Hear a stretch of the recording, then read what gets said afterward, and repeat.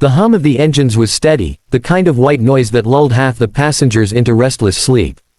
The cabin lights were dimmed, overhead bins sealed, and the smell of reheated chicken and plastic-wrapped bread rolls lingered faintly in the recycled air. In 14C sat a woman who could have been anyone, her hair pulled back casually, a worn leather jacket slung across her lap, earbuds in as if she were blocking out the world. To the man across the aisle, she was simply another traveler. To the flight attendant pushing the cart, she was nothing more than a polite smile and a request for water. Nobody suspected the truth, but then the cockpit radio crackled. Most passengers didn't notice, the hiss of static was just background noise, something meant only for pilots. One man did notice, the air marshal seated in the shadows of row 8. His ears caught the clipped message, a military code that didn't belong on a civilian flight path. He straightened, his eyes narrowing as the voice on the radio confirmed a name. Not just a name, a call sign, one that hadn't been spoken aloud in years. Phantom Echo. The marshal's hand trembled slightly as he repeated the word under his breath, as though testing whether it was real. Every F-16 pilot, every strategist who had lived through the darker chapters of recent conflicts, knew that call sign.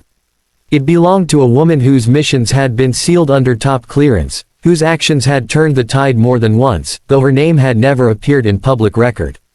She was a rumor in debriefings, a whispered legend in hangars, a ghost that even fighter aces saluted when they thought no one was watching. Now she was sitting in seat 14C, sipping water, unnoticed.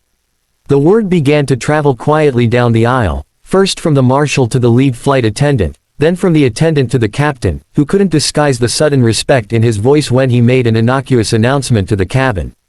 A passenger in the back swore he heard the word too, and soon whispers fluttered from row to row like sparks.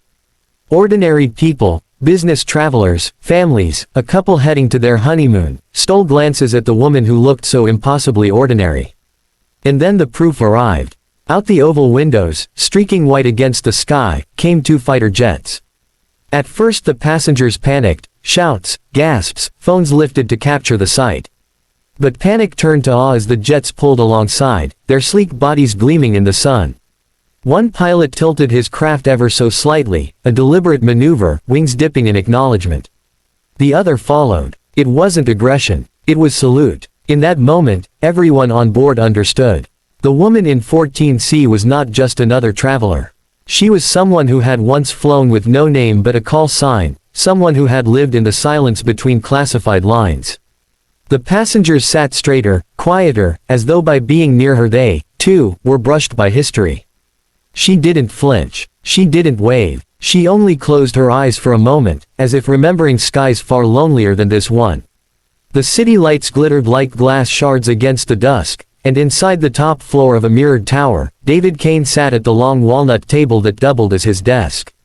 To the world he was a man in control, the CEO who rebuilt failing companies, the strategist who turned numbers into power, the widowed father who balanced boardrooms with bedtime stories.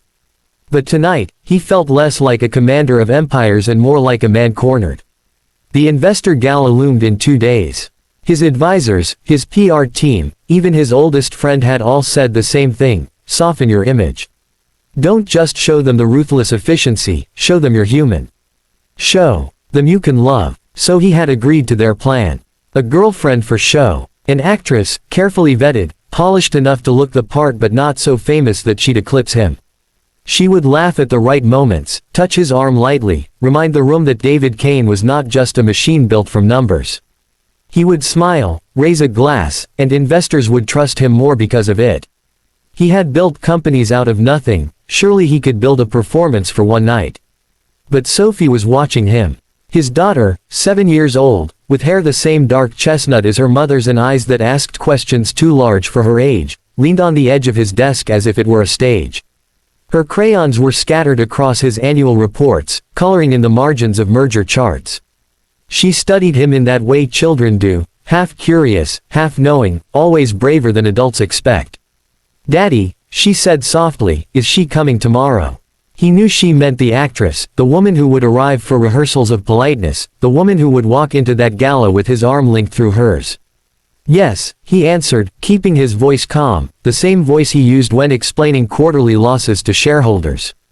Sophie tilted her head. And then she leaves. He hesitated. Yes. She fiddled with a crayon, broke it in half without noticing, and then looked up at him with a seriousness that startled him.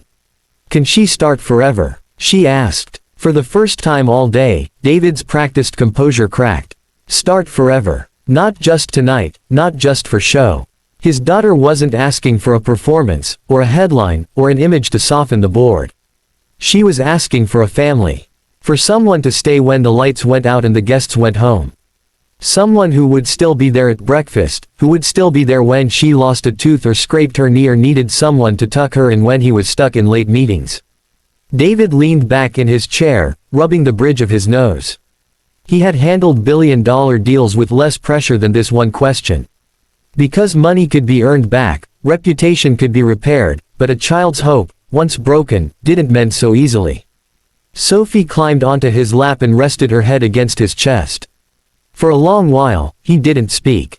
His arms wrapped around her, not in the way a CEO makes a decision, but in the way a father clings to the only thing more important than the empire he had built. And though he didn't answer her question out loud, he knew in his heart that one day, somehow, he would have too. Rain had passed through the city that morning, leaving the streets shining like mirrors. The restaurant chosen for the dinner wasn't the kind with golden chandeliers or velvet ropes. It was quiet, understated, the kind of place where deals could be made in private but also where families could sit without being out of place. David Kane arrived in a tailored suit, his tie precise, his shoulders squared in the way men wear armor when they walk into battle. Sophie clung to his hand, skipping to keep up with his longer stride, her laughter softening his edges. For once, he didn't mind that she insisted on coming. He told himself it was only to keep her from feeling left out, but deep down he knew her presence gave him strength. At the corner table by the window, a woman was already seated. Jeans, jacket, nothing remarkable on the surface. But when she looked up, something shifted. It wasn't beauty in the polished, magazine cover way, though she was striking, but something quieter, deeper, the kind of presence that made people pause without knowing why.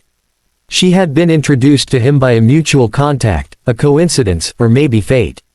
Her name was on the reservation list, but to him, it felt like a test. Sophie saw her first and pulled her father's hand forward. "Hi," the little girl said brightly, sliding into the booth beside her as though they had known each other forever. The woman smiled, hesitant at first, then warm, as if Sophie had unlocked a part of her no one else could reach. David sat across, studying her. Something about the way she carried herself, calm but alert, ordinary but unmistakably not, made him feel as though she was a secret written in plain sight. They ordered food. Conversation moved slowly at first, questions about work, about life, about travel. The woman answered carefully, always leaving out the details that might reveal who she truly was. She wasn't hiding, not exactly, but she wasn't offering more than she should. Still, the little girl bridged the distance with ease, telling stories about her school, her drawings, her wish to have someone to braid her hair in the mornings. The woman listened as though every word mattered. At one point, Sophie leaned close and whispered, not so quietly, "Can she start forever, Daddy?" The question froze him. He glanced at the woman across from him, and for a moment, he expected her to look away, to laugh it off. Instead, her eyes held his, steady and unflinching. She had lived her life by call signs, by missions where names were erased and futures uncertain. She had never been asked to stay, never been asked to belong. And yet, hearing those words from a child's lips, she felt the weight of them settle inside her like an anchor she hadn't known she needed. The dinner ended, but none of them hurried to leave. Outside, the city lights glowed against the wet streets. Sophie reached for the woman's hand as naturally as if she had been doing it all her life. The woman didn't pull away. David watched them, his chest tight, realizing that sometimes the greatest risks weren't taken in the sky or the boardroom but at a dinner table, when you allowed yourself to imagine a different kind of future. Later, when they stepped out into the night, an F-16 roared faintly overhead on its way back to base, unseen by most, unnoticed by many.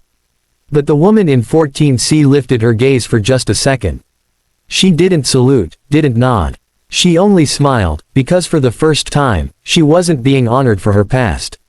She was being invited into a forever she never thought she'd have. And that was the mission worth staying for.